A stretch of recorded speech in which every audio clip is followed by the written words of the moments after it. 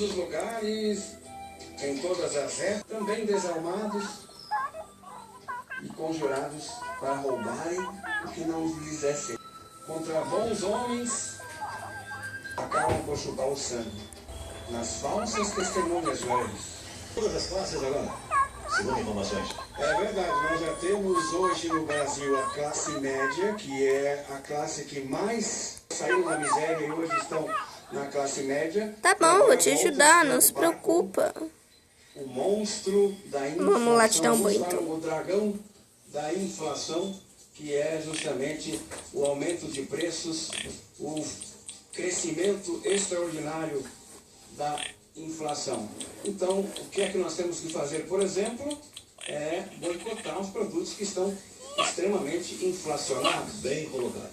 Por exemplo, ontem eu falava da batata, que vai passar a custar mais caro.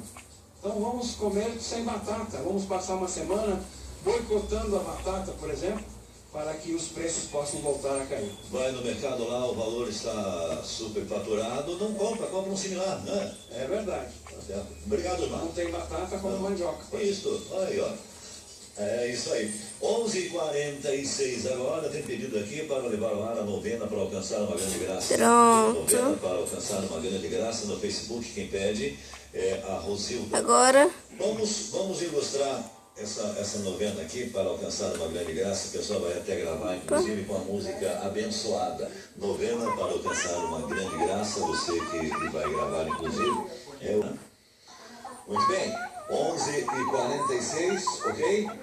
Então, grande graça. tá bom, vou fazer isso pra você.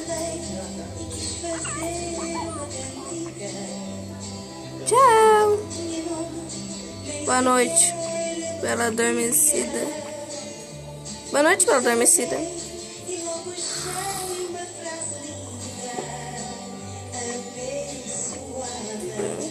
Bocão.